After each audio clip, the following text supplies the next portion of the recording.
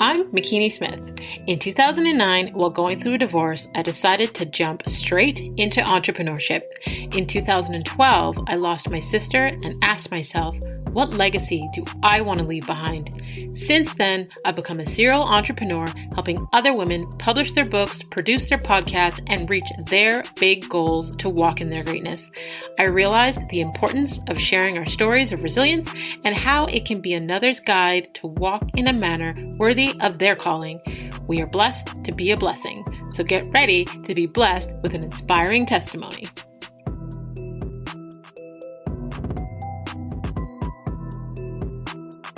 Hey, Legacy Leavers, thank you for joining us in the Walk in My Stilettos podcast, the top 1.5% most popular show in the world where we have conversations with extraordinary women that are letting us step into their shoes.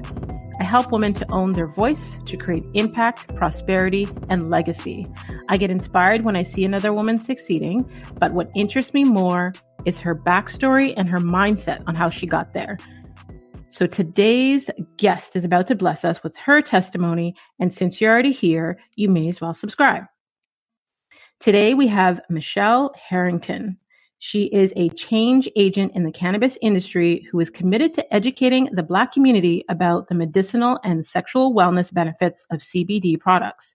As an investor and head of strategic partnerships at Foria Wellness, Michele leads multicultural marketing, influencer brand campaigns, and hosts educational events focused on destigmatizing CBD usage for sexual health, wellness, and intimacy. Before joining Foria, Michele was involved in the cannabis industry for almost a decade as the co-owner of Viola Brands, the nation's first and largest Black-owned multinational cannabis company. She's also a mom and a wife to retired NBA star Al Harrington. Please welcome to the show, Michele Harrington. To applause. Woo. Thanks for having me. Thank you so much for agreeing to come on and share your story with us. Nothing I want more than to share how we got in this business and how people were so, they have a jaded view of what marijuana is. So, thanks for having me and allowing me to come on your platform and, educate and spread the awareness to your following. Awesome. I'm excited to jump into this conversation and to learn myself more about CBD wellness. But before we do that, as an icebreaker question, I love to ask women that come on the show, because I believe as children, we have these vivid imaginations of what we what we want to be or who we want to be when we grow up. And then society starts to limit us and try to put us into this box and cause all of these self-limiting beliefs. So before, you got to where you are presently, I would love to know, what did Michele want to be when she was a little girl? Oh my goodness. I think one of the things that stands out that I probably wanted to be more than anything is I wanted to be that kid on the cereal box going through the grocery store. I wanted to be that face, digging into the cereal. I wanted to be on the do-rags, the Cream of Nature boxes. I guess, in all, I wanted to model. That was like, as a kid, I wanted to act. I mean, I did none of the things. I grew up in Brooklyn, New York, in the inner city, and I never got a chance to do any of those things. But yeah, I wanted to be that kid on the cereal box. Wow. So you never ended up getting into any of those things. So I would love to hear the journey of how you got to where you are presently in the CBD space and brand partnerships and the things that you do now. All right. So I have two stories. One on how we got involved in marijuana, and then one how I then got involved with Foria. Okay. So I'll kind of give you a little bit of both. But we were living in Denver in 2011. My husband was playing for the Nuggets. Recreational marijuana was legal there. And at the time, Al's grandmother was visiting us. Her name is Viola. She was visiting, and, she has diabetes. She has glaucoma. Right now, she has dementia. So it's unfortunate that she can't tell her own story. But yeah, she was in pain. We didn't know much about cannabis at the time. Neither one of us smoked marijuana. But we knew just from being in Denver and this kind of being the first place where it was legal recreationally, we knew that it could provide her with relief. But, she was like, I don't want no reefer. It was kind of still stuck in this old time of what she knew growing up, and that, don't do drugs, that 80s campaign, and, it's a gateway drug and all of the above. So Al left it alone. At the time, he had a game. So he always takes a pregame nap.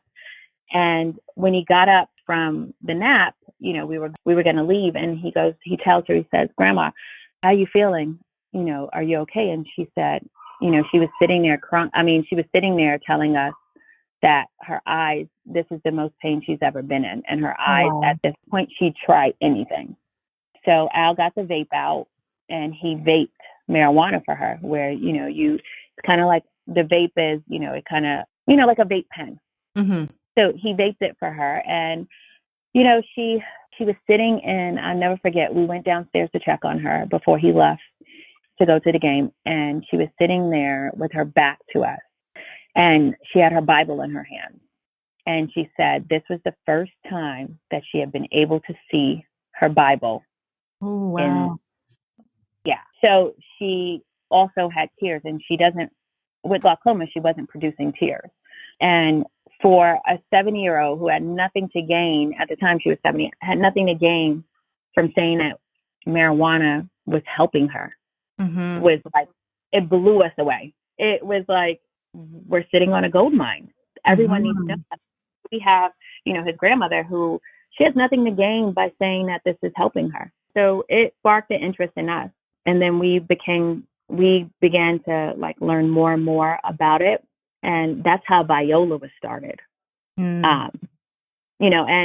Al has had that's how it started. And then Al had countless surgeries. He's had his shoulder surgery, hand surgery, knee surgery, other knee surgery, back surgery. So as you go in life and you're an MBA, you realize that they're giving you so many other painkillers that are damaging other things.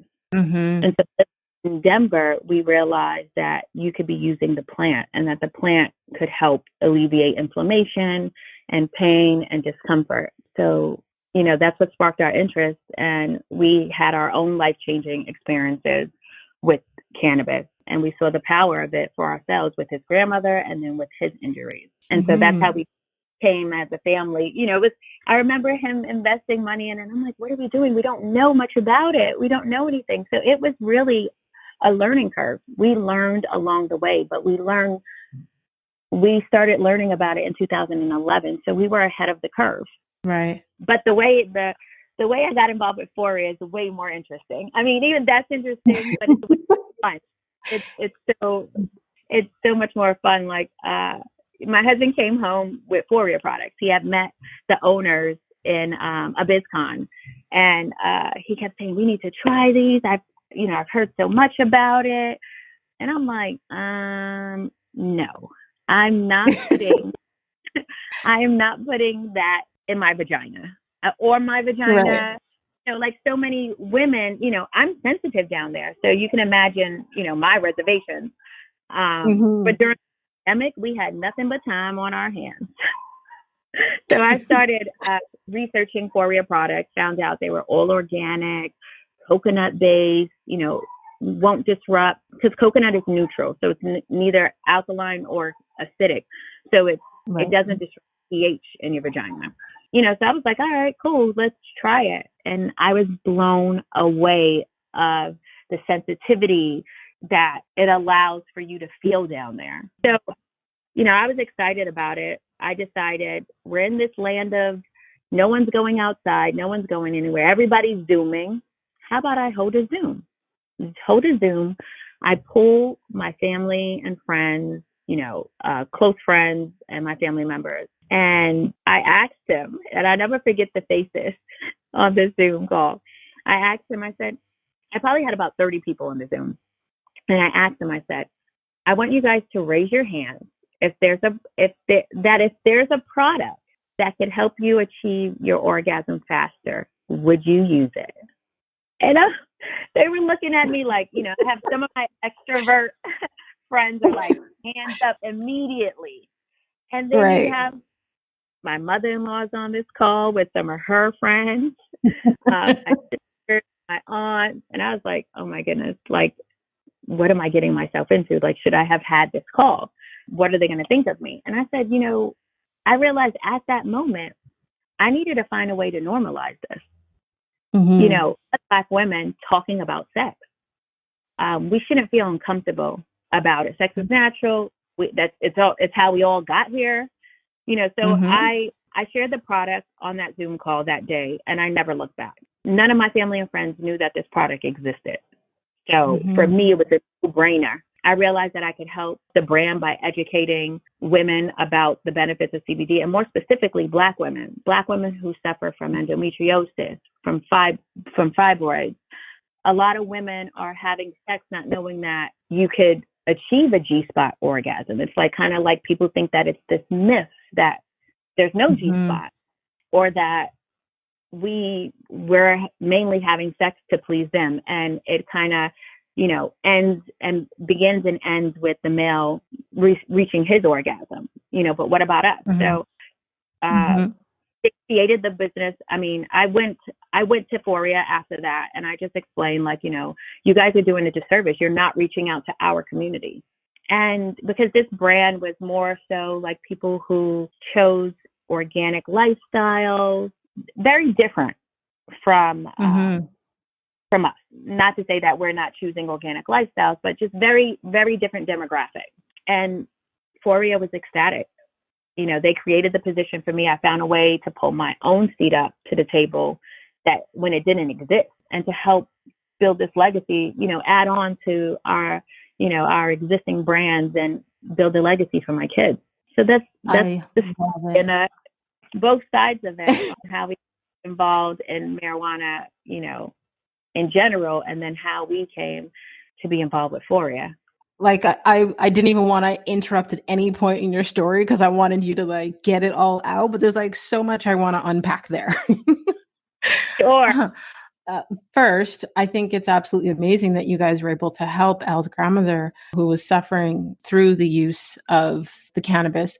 And so I'm here in Toronto, Canada, and it's legal here. It is now. Mm-hmm. And I know there is still a huge stigma in terms of anything to do with the plant, whether, you know, it be health benefits or people using it for recreational use or whatever. But I think that you bring the awareness to the benefits of it for wellness purposes is a huge deal of educating people on its usage for sexual health. And then even just talking about it within the Black community, I think is a very big deal. When you were telling the story about Al's grandmother, it made me think of years ago, after I had my second child, I was diagnosed with fibromyalgia. So it's an autoimmune disorder, but it's chronic pain, chronic muscle pain. And I had basically been prescribed every single thing that you could think of and was still suffering with severe chronic pain.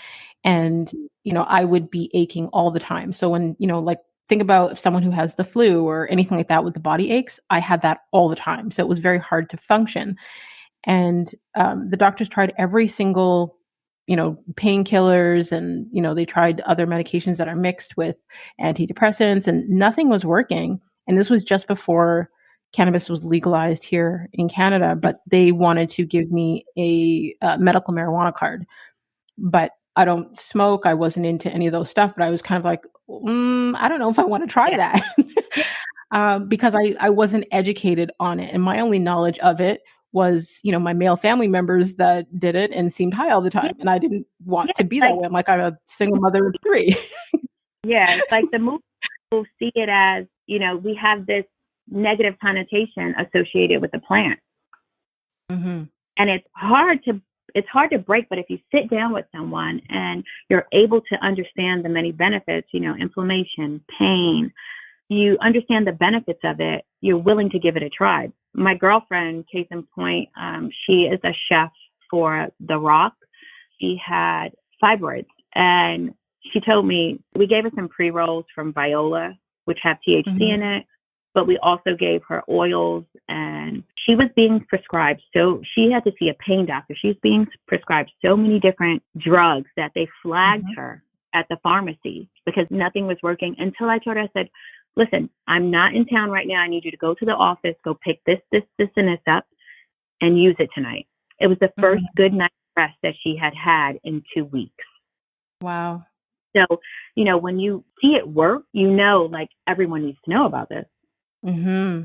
It was just maybe a couple years ago for me where I think it was just after it was legalized here in Canada, where a company had reached out asking me to sample some products, some CBD products. And it was like CBD lotions for my skin, which did amazing results for my eczema. And also helped clear up a couple of things on my daughter's skin. And there was like CBD oils that helped with my anxiety. So there was different forms of consuming the CBD because I wasn't interested in like smoking anything, but I found the benefits were tremendous. Yeah, and that's the thing that people don't understand. Like you just said, there's multiple ways to consume it. Oils, the tinctures, the creams, capsules. You don't necessarily have to smoke to receive the benefit. Mm-hmm. And I don't like I won't pretend to know much about it, and I'm sure you probably could share so much more information. But like to my understanding, it's the THC where people get the high effect, but the CBD is where it has all the health benefits. Correct? Yeah, correct. Yep. Got it. Okay. Yep. You're right. Yeah, because I know when I was consuming like the oils and the capsules and stuff, there was no feeling whatsoever of being high. Psychoreactive. Yeah. Yeah. Okay. So, I mean, I would love, to know what advice you would give to a woman who's curious about the cannabis industry right now and has reservations due to the stigma of the plant. Like, what advice would you give to a woman listening? I mean, as far as the industry is concerned, I just feel like, if this is something that you want to get into as far as business goes, there's so many different avenues within marijuana that you could, be a part of. There's the cultivation side of it, because people just think that it's one thing. Like you have to have a brand, and then you have to have a brand or have this celebrity person, or because I get that all the time because of my husband. They think, I want to make a brand, or I want a strand. There's so many different parts that you can get involved in. And we have, as a family, we have Harrington University, where there's a bunch of online classes that teach how to get involved in the business and the many avenues that you have. So you have like cultivation, you have manufacturing, you have distribution, you have testing, and then you have disposal. So there's so many different avenues. So if I had to give a Black woman, or any woman that's curious about cannabis and the industry, is to do the research and see what you may want to get into. But as far as trying the plant, I think I always say this as a premise, consult with your physician first. But I feel like everything has a stigma attached to it. I kind of hate it when moms feel bad about trying CBD, or even cannabis. We have to do for us as women. People's opinions shouldn't change how you approach your journey to self-care. And I just feel like the main part of my job is changing the stigma, or trying to debunk these myths that people have. Because at the end of the day, if the bigger companies aren't profiting, it's not going to be mainstream as fast. And I just think that as long as we start to kind of like I said before, like just debunk the stigmas, that you're going to get high if you have CBD, that, you're going to have the munchies. Like CBD, I take CBD every morning. It helps me with being able to have more patience with my kids in the morning, because getting 4 kids out the door can night me sometimes. But, I take it in the morning and it relaxes me. It allows me to have more patience with them, give them more grace, and I'm able to, get through the morning. I take it at night to get a deeper sleep and a more restful sleep, along with my diffuser. I swear by my diffuser as well. But yeah, I just feel like do what works for you. And I mean, I even get some looks sometimes when I tell people I give my kids CBD. They Um, have CBD so, for dogs. We have CBD yeah, stuff for exactly, our dog. Yeah. exactly. So, it's just becoming more and more acceptable, and I'm loving it. But, you Hmm. also, in that same breath, you have to know where your CBD is coming from. You Hmm. have to know, more about it, because it's not as regulated. Right. But One other thing I, that sorry, go ahead. no, so I just say buy from dispensaries. Okay. Yeah, most definitely. It's important to know where you're getting your stuff from. You don't want to just be buying stuff off the street corner. Exactly, exactly. Yeah. One other thing that I wanted to unpack when you were sharing your story, when you had the Zoom call and you asked the open question about, I guess, sexual enjoyment, or, just even conversation about sex, where you said Uh-huh. your elders and people like that in your family, this discomfort. I wanted to touch on that because I know culturally, for a lot of different cultures, it's almost like a forbidden conversation. But I know Yep. that, you're also talking about the CBD usage for sexual health, wellness, and intimacy. So, one, how has that been for you? That process, has it been difficult? What's the reception been like? And has it changed the conversation of, talking about sex? I think it's like a fun, like, when you get into it, people are intrigued and want to know more about it. And then they may be a little reserved, but it's like everyone wants to talk about it. We've held numerous clubhouse rooms where we're talking about sex, and there's so many people that are like, I didn't learn that growing up, or my mom didn't talk to me about this, and they're learning it, as adults. Mm-hmm. And those rooms that we had were so amazing, because it was only women. We only had women in the room. So people were more relaxed to tell their stories. So there were so many women that came in those rooms that had never had an orgasm. Wow. And if you aren't orgasm, I can't even say the word now. If you are having an orgasm, why are you having sex? Mm-hmm. If you're not gaining any pleasure from it. And a lot of the women were like, I didn't know, or I've only had an orgasm with clitoral stimulation. And to know that we have just as much erectile tissue as men do Mm-hmm. blew some women away in those conversations. Mm-hmm. We're just wired differently. Like, majority of our goes in. So where, a man has an erection, we have just as much as that erectile tissue, but ours is within. So what one of our products helps to do is that, you rub the awaken oil on the exterior of your vagina. You allow it to soak in for about 20 to 30 minutes. What CBD does is that it allows for that blood flow. When you're getting hot and in the moment, your face is flushed, the blood is flowing. Mm-hmm. Your genitals get a little swollen, kind of puffy, because there's a lot of blood flow. It Mm-hmm. helps readily get that working. So the CBD allows the blood flow, helping you get to that point. So just think about if you had to have the exterior get ready and get all puffy, and then in turn, then the interior gets all ready and puffy. That's hours and hours of foreplay. No Mm-hmm. one's doing that. No one's hours of foreplay.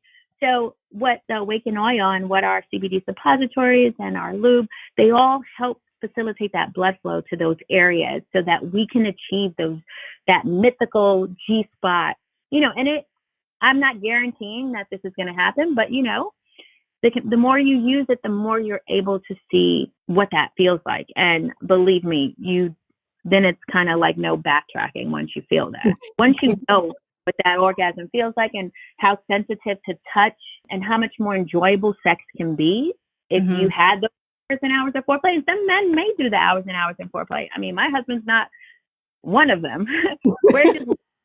We're just lucky sometimes if we got it in twice a week. That's like woohoo, with the 4 kids, have someone opening that door. Yep. I get it. I get it. So I feel like with the pandemic, it affected a lot of people's businesses. It affected ways that people were forced to pivot. Did the pandemic have any effect on, the businesses that you're a part of? And if yes, like how so? No, honestly, my journey my journey with Foria started in the pandemic. Mm. You know, that's when we had time to sit with the product, enjoy it, you know, share it with others. So that's, for me, that's where we started. But being a busy mom of four, everything slowed down. So I just think that also with my husband's business, his business was essential. So Right. we continued to produce marijuana, continued to have it on the shelves. And, you know, nothing really stopped as far as that goes for business-wise for us, which we were thankful and blessed. But yeah, so for me, with Foria, I started in the pandemic, and then, you know, that continued as well because we have a wellness side of Foria, and we also have the sexual wellness side. So, yeah, people were buying our tinctures left and right. And also, you know, you're home quarantining with someone, time to spice it up. I would love to know, Michele, like what inspires you the most about what you do? It sounds like you're very educated and well-versed in like the CBD industry. But I would love to know like what inspires you the most about what you do. I think helping people with the product is, I mean, for me, it's life-changing. I've seen it in my own life. I've seen it in my family members' lives. I've seen it in my friends' lives. I think that's the biggest thing for me. There are so many people who are suffering that don't know that relief is out there because we allow the space to talk about it. You know, endometriosis, like I said before, fibroids. You know, I'm not a scientist by any means, not a doctor, but when the testimonies of my friends and family, aside from my own, pour in honestly, it's kind of hard to ignore. And I also, what I'm passionate about is just changing the narrative in our communities and opening it up to talk more about sex, to talk about our needs and our wants. It doesn't make me a dirty person that I like sex or that I want to have sex. You know what I mean? It's natural. And I also want people to know how beneficial CBD is and what a powerful tool it is for like inflammation that we're having in our body. It allows us to bring our bodies back to homeostasis within our body. And our sexual, it's just so funny. It's not funny, but it's alarming that 99% of men are having orgasms and only 10 to 15 of women, 10 to 15% are climaxing. We're realistically there to close that pleasure gap. So not only do I want to have women more open and talking about it, I want them to know that there's relief in the plant. And I want them to know that we need to change this. We need to change the narrative in our community. So those are three things that inspire me and push me on working with Foria. I love it. When I think about, you know, everything that you've shared, like, you know, you're a mom and you're a wife and you're a business owner, like, how do you stay motivated? How do you balance all of those things? I know we have a lot of women who are, you know, also moms or business owners and stuff, but, you know, everyone has, I guess, their own formula to what works for them. But I would love to know what's working for Michele. I think that it's hard with the kids, but during the pandemic, I said that I wanted to contribute to our legacy. I wanted to let my girls know that, yeah, I was a stay-at-home mom I've been a stay-at-home mom for the last 12 years, but there's no reason why I can't pivot, why I can't turn into a kick-ass business mom or a businesswoman, you know, and my kids motivate me every single day. They see me getting up, they see me taking interviews on podcasts or having business meetings about the next campaign for Foria. And I really do believe that it shows them that you can do both. You can do both. And I have an amazing team around me that helps me, you know, when I come up with ideas or dream partnerships that I have people around me that hold me accountable, my husband being one of them, people around me to help me execute. And I think for me, that was the key to my success, because you can have all the ideas in the world, but if you don't have the means to execute them, it kind of like, it falls below the waist. Yeah. But I'm proud out on faith during the pandemic and trying something new. And like I said, I'm inspired by my children and letting them see that it's okay to shift and change your ending. Mm-hmm. I love that. And I completely resonate. When I was married, the end of my marriage, I was a stay-at-home mom for 5 years. And then I jumped straight into entrepreneurship. And I've been a full-time entrepreneur since 2009. So as a single mom, my kids have watched me, like you said, you do the interviews and the meetings, but you're still a stay-at-home mom. Yeah. And you're like, during this call, I'm like, okay, I hear rattling at the door. I'm like, please don't open the door. Don't open the door. I had to text my kids because they all went into separate rooms and left the dog out here. And I'm like, get the dog. Quiet for the dog barking. It's the mailman. Be quiet. Yeah. I get it completely. It's a balancing act. Yeah, absolutely. How would you say, how has motherhood changed you? Oh man. I've always been this like A-type person and super organized. And I think motherhood has made me realize that I can't think there's going to be some things that are out of my control. And I have to be okay with it, or else it's going to drive me bananas. And I think the more children I had, the more I started to realize, like, just roll with it. Just roll with it. So I think that it's changed me to just roll with the punches sometimes. You can only do so much.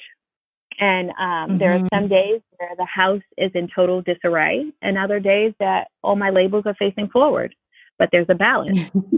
Absolutely. I love that. Completely love that.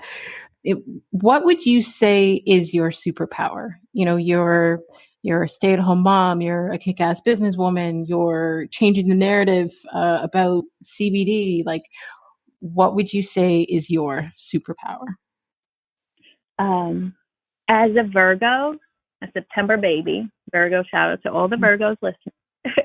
I think it is being able to multitask and kind of just keep things going at home and in the professional life and I think being a Black woman is a superpower in itself. Like, we are so dynamic. We are so multifaceted. I think that's my superpower. I love it. Okay, so before we go to the final segment of the show, I want you to tell people where they can stay connected with you online and learn more about you and from you. You can connect with me on Instagram, Mrs. MRS Harrington 913, and also on ForiaWellness.com and Foria Wellness at Foria Wellness on Instagram. Either of those places are fine. Definitely have the links for them to connect with you in the detailed section of the episode, so they don't have to search too far. Yay.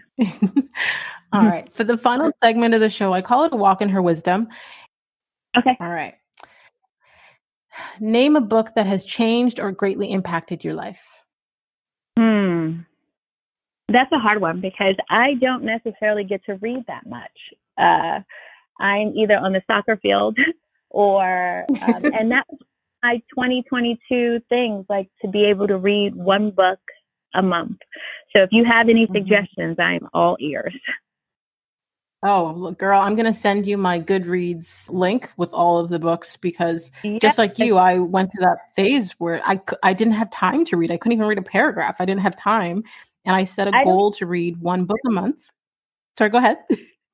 No, sorry, I didn't mean to cut you up. I don't even get to watch TV. Yes, I totally understand. I had stopped watching TV in 2012 for years. And it's just like recently now being able to stream a couple of shows. But I had set out a goal to read one book a month.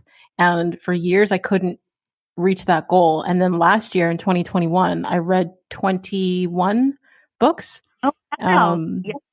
Yeah. So I've got a whole list of books on Goodreads. So I'll definitely send you some suggestions. Perfect. Because my kids are in the thick of things. I have 12, 10, 6, and 4. And that 4 gives me my money. You have your hands full. God bless you. I know those ages very well. Yes, I have two, kind of really just getting into the club aspect with, with soccer, and my oldest is an equestrian. So those are like track meets. If your kids have ever played track, ever done track, it's all day long. You are there. You may show your horse midway through or maybe at the end, but you're there from 7 a.m. all the way to the show. My goodness. So I have them just starting out and getting really serious about the sports that they play. And then I have the littles that I'm going to, mommy and me still. Mm-hmm. Yep. You got your hands full. Yeah, never. Which leads me to my next question. Like, what keeps you up at night? I think it's a mother. I'm constantly thinking of the next day and what I need to do and how I need to plan it out and how I can be better at this business thing for the next day. So I'm one of those people who I am always planning, and that's probably what keeps me up at night. That's the thing that usually keeps me up at night, is going through my to-do list on, how I take it really. I'm one of those people that, like if I had a disagreement with my daughter that day because she wanted to do X, Y, Z, I'm still thinking about how I could have handled it better, how I could, allow her to still be who she is with the constraints of that guidance. Because the 12 and the 10-year-old are like, they're teenagers in their own head. So it's always about how I can be better the next day. So that's probably the biggest thing that keeps me up at night. I get it completely. There's no such thing as a perfect parent. And I think it's great that, even later on you have those reflections, those moments where you're trying to be a better person, a better parent for your children. So I guess my next question would be, like, what failure has taught you the most about life? Put your big girl panties on and get back there, do it again. I mean, my daughter rides horses, and when she falls, she is, she's a little frightened, and I'm like, get back on. The best way to rewrite your failures is to get back on the horse and keep it pushing. So you're going to fail more times than you succeed. And it's all about getting back out there and doing it over again. Absolutely. I would love to know what's the worst advice you've ever received? That I couldn't do something. That I could not do something. When I started with Foria, even though I knew there was a need, I knew there was going to be a demand and that people didn't know about it, and how I wanted to approach the situation. And I had some people who told me, like, I think you need to dedicate more time to your kids. I don't really think that you should. This is something else on your plate. I don't really think that you should do this. And I was like, or you can't do this. It's not even possible. You don't have enough. There's not enough today, Michelle. And I'm so glad that I did not listen to them, because this passion, this love that I have for the plant, how it's helped us and how, everyone needs to know about it. I mean, I don't that I could have went quietly into the night. I'm so glad that I did not listen to them. Yeah, I'm glad you didn't listen to them too, because I feel like oftentimes people will project their own insecurities on someone because either they don't believe that they can do it or they don't believe that it's possible for them to do. It's not, always necessarily whether they believe that we can do it. It's, they look at a situation and their thought process, their paradigm is like, based on their experiences, their history, their knowledge. They're like, this thing is not possible. Exactly. Yeah. So I'm glad you didn't listen. Okay. If you could have a gigantic billboard anywhere with anything on it, what would it say and why? Free the plant. I love it. Love it. Okay. Name one of the most worthwhile investments that you've ever made. And that could be of money, time, energy. Um, I would have to say my husband. We met at 19, Wow. and neither of us knew what would lie ahead for us. We've built an amazing family, several businesses, and we're still together. And I mean, and I'm happy to say that we're happy. Like, there's both the ups and downs in a relationship, and you're going to have more good times than bad. But I'm so glad that I took that chance on him at 19 years old and that we're still together. So that's probably my best investment so far. I love it. I'm a lover of love. So I'm like quietly sitting here going, oh, I love it. I love it. Okay. Last but not least, what do you wish women would do more of? Express themselves. Don't dim your light for someone else. Mm-hmm. And, be bold. Be bold. Be who you are. And own. Love it. Michele, has there ever been, any question that you have not been asked, whether it be on this show or any previous interview, that you would love to, share your answer, your response with the world, something that you feel that you would love for the world to know more about you? I probably talk more with if you look at me, you might not, I don't seem approachable. I mean, I'm always in my head thinking, so some people who don't know me think, oh, she's mean, or I have like that resting bitch face. And it's not intentional. It's not intentional. I'm always constantly in my head thinking of something, thinking like I'm a thinker. I'm a thinker. So I just would want people to know that I am super friendly. I'm just a little sometimes, in my head. But approach me if you see me. Come talk to me. I love talking about marijuana. I love talking about CBD. So I think that would probably be the only thing. If someone wanted to know more about me, it would be that I am so friendly and I will talk your head off. As you can see, I've been rambling in this interview. I love it. Do you feel you're an introvert or an extrovert, or maybe an ambivert, which is both? Yeah, I'm a little bit of both.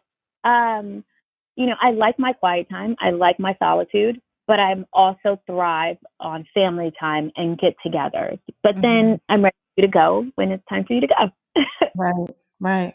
Yeah, I get it completely. Because when you said, people may have the wrong impression of you based on what they see, because I find, myself and other introverts where people, because we go inwards and we're in our head and we're reflecting inwards and basically in our own world, in our head, on the outside, people may see the resting bitch face and just assume, don't approach her. She looks stuck up, stay away. But it's not that. We are actually really friendly. Yeah, and a lot of times too, they think, oh, she's an MBA wife. And there's that whole stigma that comes along with that. And I'm totally not that. I grew up in Brooklyn, New York, in the projects. I know that as fast as everything has come to us, it can easily be taken away. And I'm not that person. Material things don't matter to me. They're nice to have, but they're not my end all be all. I love it. Thank you so much, Michele, for sharing your story with us, giving us so much insight on the CBD industry and wellness and cannabis. Thank you for taking the time to join us. I truly, truly appreciate you. Thank you so much for having me. I'm excited to actually try the products. Your team has shipped some. It hasn't come yet. It's on its way, but I'm excited. So I will definitely keep you posted and let you know all about my experience with it. Yes. An uncensored experience too, because I used to do a live every Wednesday with our brand ambassadors on, just their experiences with the product or when they've given it to their friends on, and it got pretty interesting, the conversation. So I've heard it all. So definitely excited to see what you think about it and how it affects you, because it affects everyone differently. Most definitely. Awesome. Awesome. Thank you so much, Michele. Like I said, I truly, truly appreciate you. And I look forward to staying connected. And if there's any way I could be of value to what you're doing and what you're building, I would love to be a part. Of course. Thank you so much for having me again. Thank you. And to all of you legacy leavers out there, until next time, subscribe on all platforms and don't forget to rate the show and leave us a review on Apple Podcast. And if you could think of, I'm going to challenge you today to at least 5 women that would receive value from hearing Michele's story, from learning, about the CBD products, please share it with them. Feel free to screenshot this week's episode and you can tag us on Instagram. You can tag Michele at Miss Harrington 913. That's MRSHARRINGTON 913. And you can tag myself at The Real McKinney Smith and continue to walk in greatness in your stilettos in a manner worthy of your calling.